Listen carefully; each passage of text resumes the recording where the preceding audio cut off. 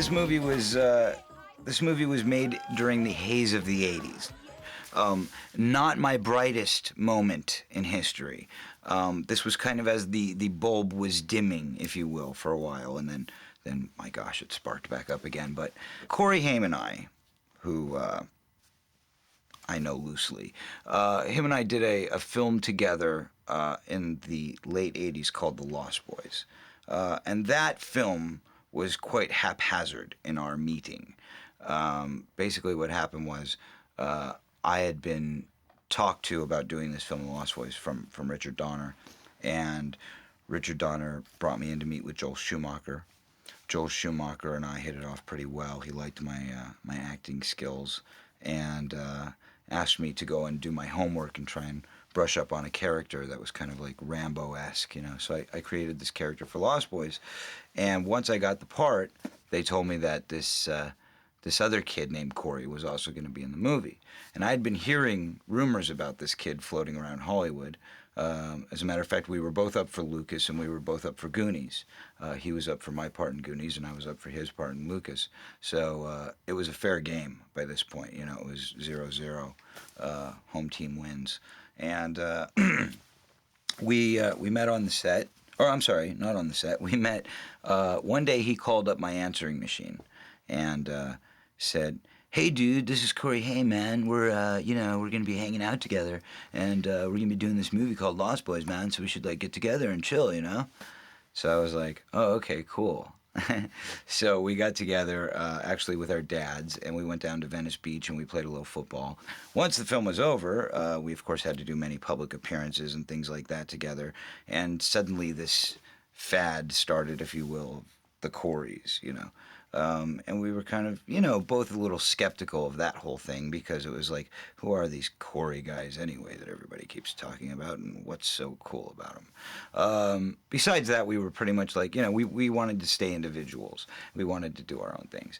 And we didn't want, you know, our lifelong careers to be summarized by a lump of, you know, these two guys a la carte. So anyway, we, you know, basically decided that we weren't going to work together again. It was a nice experience, you know, enjoy your paycheck, I'll see you later kind of thing.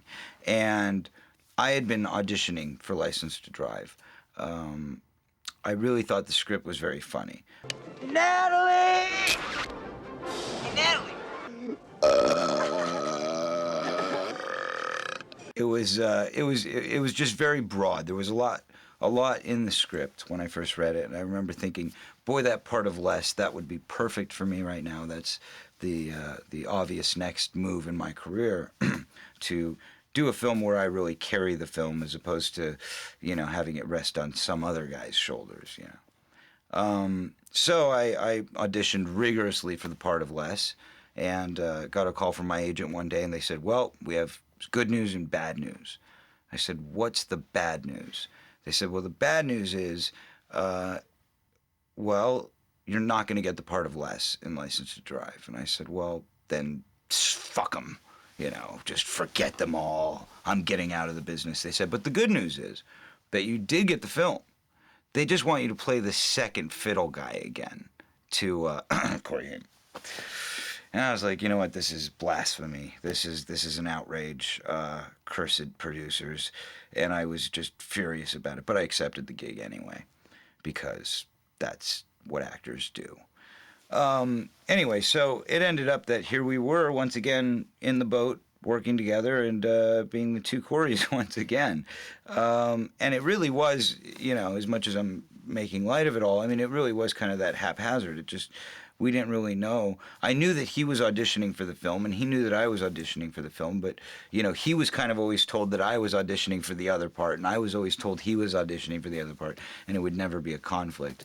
And it certainly wasn't a conflict when we ended up working on the film together. We were shooting at a high school, and as we were shooting at this high school, the school was actually still in session. So they would be kind of standing purged at the gates, watching us, you know, screaming as we would walk back and forth from the set to our trailers. And I remember this one day in particular when the school bells let out and our trailers were parked right there in front of the school, and we had to have security, you know, walk us from the set over to where the trailers were, so we could, I think we were taking school together or something in one of the trailers, and the fans basically surrounded. It was like the floodgates open, and these fans just surrounded the trailers, and they were sitting there rocking the trailers, screaming and shouting, and everybody holding up pictures from their teen magazines, and just trying to get a piece of us. I mean, it was insane. Probably 1,500 kids surrounding the trailer, and we're stuck in there. And when you're on a set, I mean, generally, like in those days, they didn't really have a lot of security on the set. Maybe like one old guy who watched the trailers at night or something, but they certainly weren't, ready for anything like this. And it was nuts. I mean, it was unbelievable. This kind of Beatlemania thing going on with Corey and I, which just had started, and we didn't really notice it starting, but it had, and then it kind of went for the next, 7 years or something with the two of us as the Coreys, But that was kind of the first dose of superstardom of like, wow, okay, we got to deal with this now. But it was great at the same time. I mean, we had an awesome time. Those were the best memories, the stuff where we got to see the fans and be there with the people, and they were kind of right there in our face and watching the film being produced and things like that. The darker side of it all was, just my own inconsistencies and being a teenager, trying to do a movie like this. I mean, teenage films are a lot harder than they look.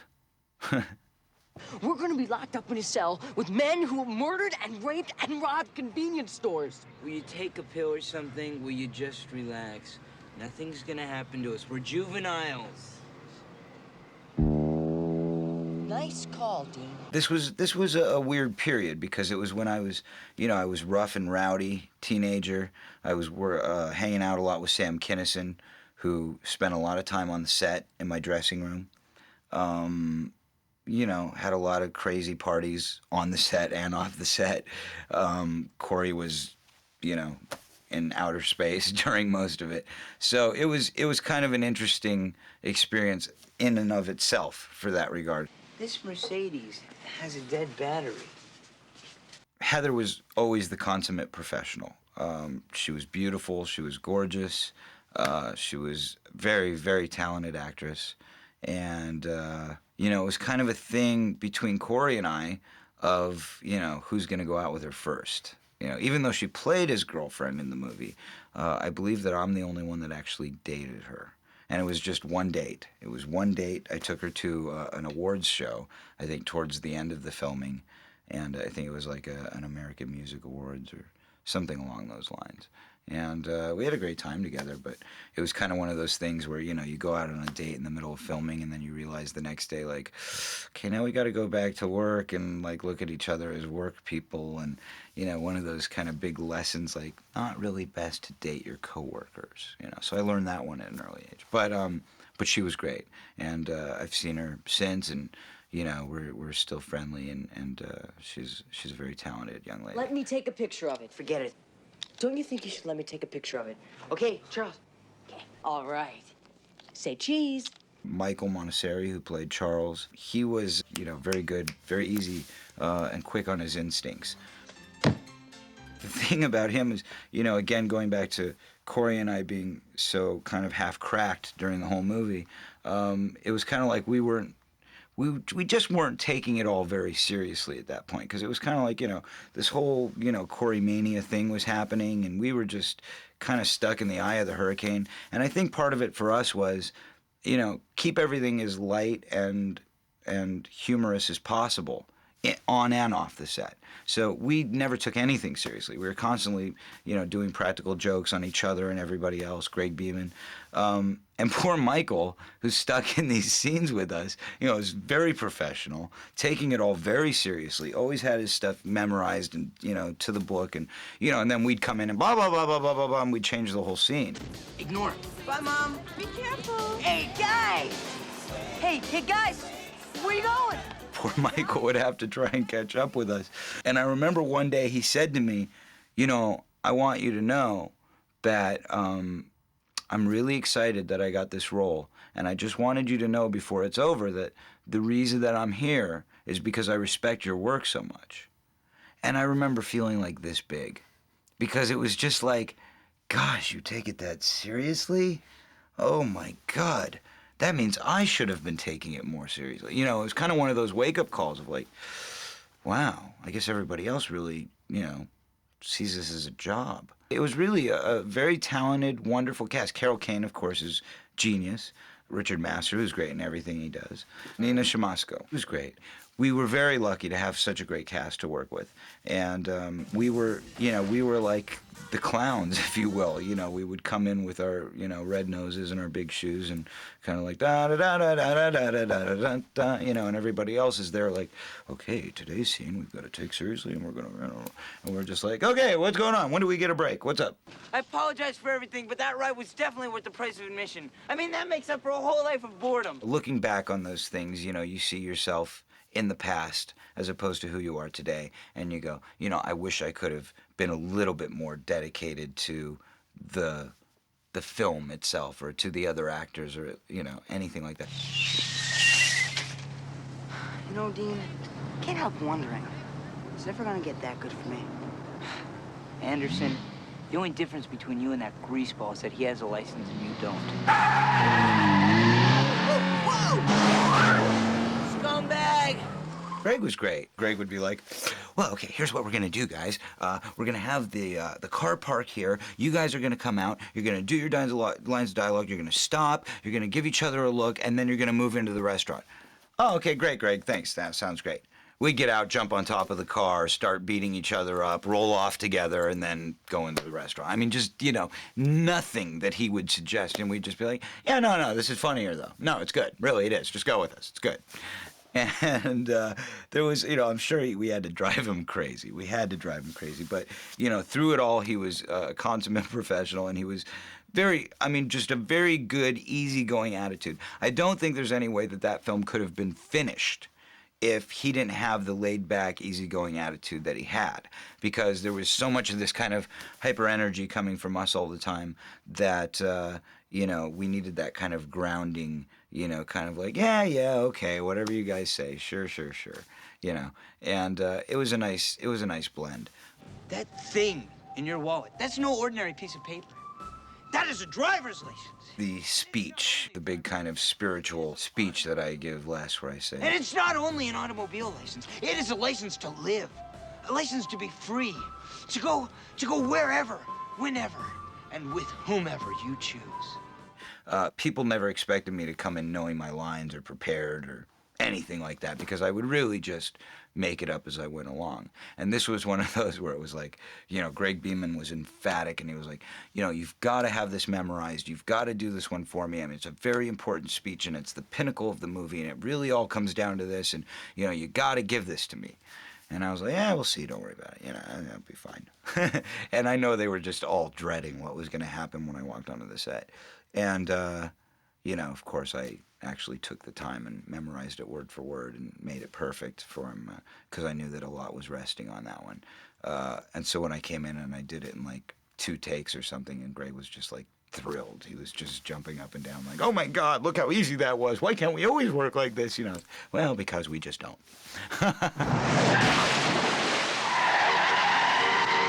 The car thing, where it slides into that perfect parking spot in front of the pizza place, which we were just talking about. Because I remember it being one of those things where when Greg explained it to us, we thought, man, that's so ridiculous. I mean, what, you're going to make the car fly off the hill, do like 5 flips, and then land on its feet, and then slide perfectly into a parking spot without any damage on it? That is just the most ludicrous, unheard of thing I've ever heard. It's just, it would never work. And he just kept going, trust me. It's a great stunt. It's got to work. It's going to be. And I remember how they did it is, it was several cuts. They did the flipping of the car first. Oh! Let's stop the car! Uh-oh. And then they did one final flip of the car where it kind of came down like this way and then slid in. And the way they did it is they had a cable underneath the car which came up from the ground in the parking lot, and it actually like pulled the car perfectly into spot. And I remember watching it going, well, okay, I get it. That's pretty cool. Let's see how it all cuts together. And I remember seeing the film and thinking, wow, that was great. And it's got a huge laugh right when that happened. So obviously, Greg knew what he was doing, and we should have just shut the fuck up. Would you like some champagne? It might help. No thanks. I already had some tonight. When they first cut the film, we got a lot of complaints from MAD, Mothers Against Drunk Driving, who said that we were glamorizing drunk driving by, you know, the fact that Les drinks and he drives around for the rest of the night. It's like, you got this kid drinking alcohol and then getting in a car and driving another kid around who he throws in the trunk. And, you know, I mean, it was pretty controversial. Hi, how you doing? So we went back and we did reshoots. Friends don't let friends drive drunk. You call yourself a friend? Shortly after that, we got to see an early cut of it. And I know that I was just very impressed with Greg's work. Whoa! Vito, help! And very impressed with the comic timing of it all. Hi, Les. And thought, you know, for all the bullshit we put everybody through on this film, it all turned out for the best because it really is a funny film. Not too bad for a kid without his license, huh? And when I look back on it now, it really is one of my fond memories of my career. I mean, it was, you know, it's a very funny film. It's a cute story.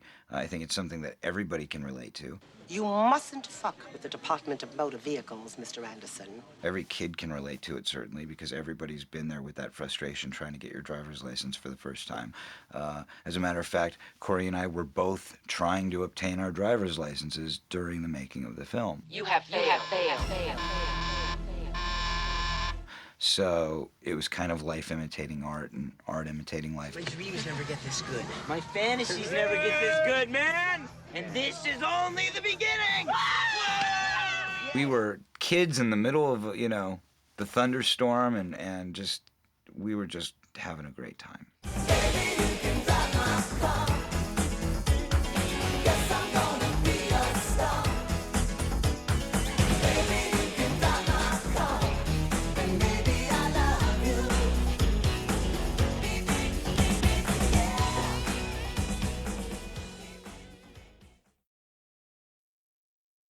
Look, Dino, I don't know. Les, to live in fear is not to live at all. License to drive. So many years ago, I think I was 16 and a half in there. I got the picture just by phone call.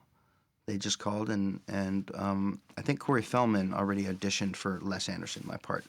And I'm not sure if he got it. I'm not sure if they said, yeah, you know, you're the dude, but we have to just do our routine here and make our calls. And I guess I got a phone call. My manager got a phone call, my agent, whoever, and they asked if I'd be interested in this role.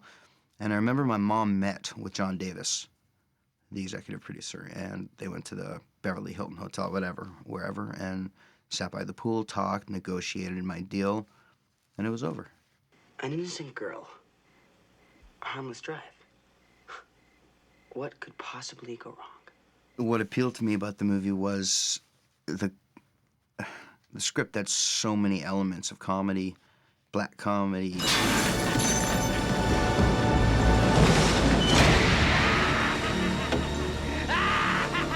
It was a riot to read, you know, and then you're done reading it and you're saying, how are they gonna do all this? I mean, yeah, it can be funny and I can ad lib and, you know, I do the best I can do, but there's too much. It's just too much.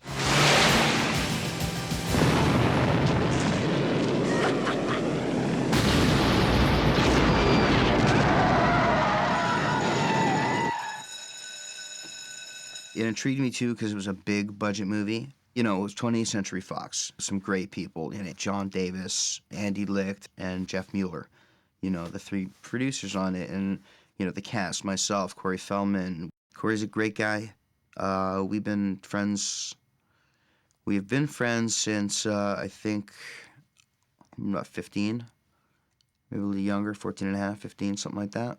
He's a good partner to work with on set. He's got a good soul. He's got a great heart. When we were really, really working together, just him and I, back-to-back movies, you know, when the director or the first AD or wardrobe or hair, whoever would say, Corey, we would know which Corey they were saying if our backs were turned, and that got a little eerie. You know, it was Corey, but yeah, what's up? You know, and he'd still be doing his thing. If he knew it was him, I'd be doing. So that's how together it was for us. We had a pretty newcomer introducing Heather Graham. She was cool. Let's go. She was, I'm pretty sure it was her first movie. Do you want to dance? Gorgeous, drop-dead, very friendly human being. I mean, you know, we had the kissing scene to do, and I caught mono somehow, and she didn't want to kiss me, and I understood it, you know, but, you know, we were under the gun, we had to do what we had to do, so I go, Heather, I'm going to go take my medicine, I'll be right back. So I went, came back, had my medicine, we're dancing on the car, she's supposed to be drunk, and she leans kissing to me, and so we go at it. And I don't know what happened, but we had to reshoot on a stage. I just remember her she was not happy about the mono situation, me having to kiss her, but I was like, listen, it's not my fault, you know?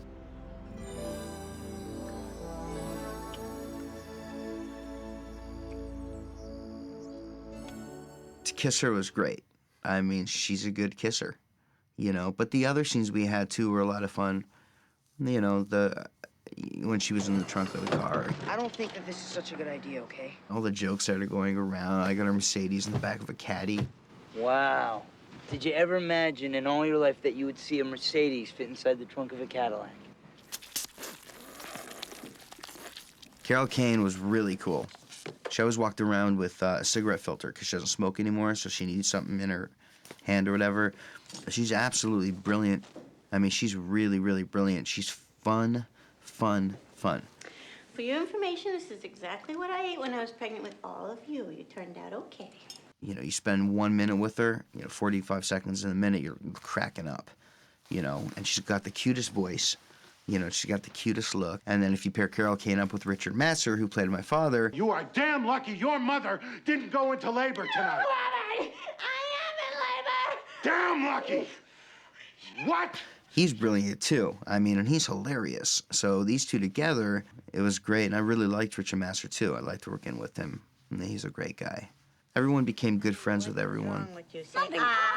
Come on, what could be wrong with Greg Beeman, he was a first-time director. I walked into his office, and he was sitting there eating his Caesar salad with his hands, mixing it up with his hands. This was like a great story way back when. And just was like, nice to meet you. And he was like, I don't think so. And I'm like, what's up, man? And he was totally cool. And once I met him, and he gave me like a 10-minute thing in his, this is what we're doing, and I'm happy you're here. And I was like, well, I'm happy you're here because what you just explained to me, it just took everything out of my mind of, I was thinking, how are we going to do this? How are we going to do this? How's this going to go down? What do we, and that's why he's the captain of the team. Greg loved when I improv'd. I'm a free man. He relied a lot on myself and Corey Feldman for, well, I'm up for any suggestions. What's going on? Hit me with it. What do you have for a suggestion? Because I'm curious. You guys have been doing this for a while and you're doing great. And I want you guys to be comfortable doing what I'm wanting you to do, but mix it up. Don't worry about the noise, man. My parents are vampires. So he allowed us to really kind of blend with his blend, and then it kind of all took its own thing together. The scene where I'm taking my dad's car, he's got the diapers. When I'm going around the car and I'm jumping up and down, that wasn't in the script. Like a lot of stuff wasn't in the script.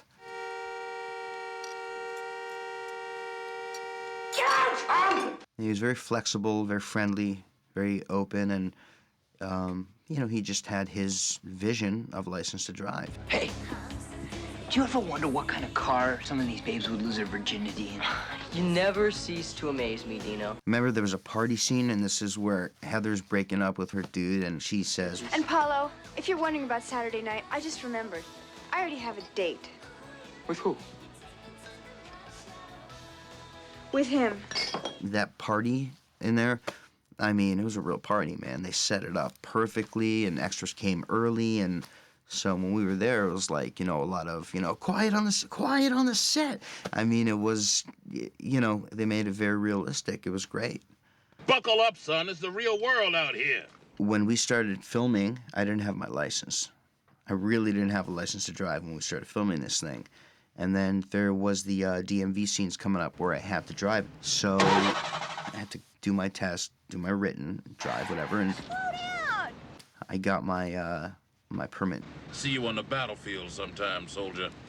So we go back to set, and they let me do everything, even the parallel parking.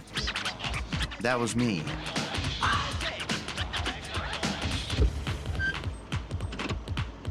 And I was like, I can't believe I just did that. That was great.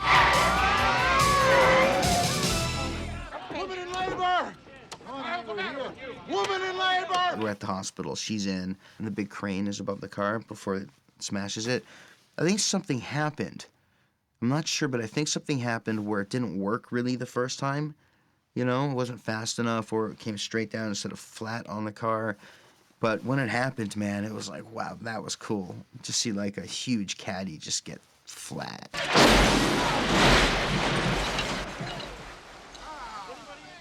Only thing I didn't enjoy about the movie, I had a bad habit of keeping my mouth open all the time. So I was like, Mom, so what are you doing, catching flies? I did. I was like,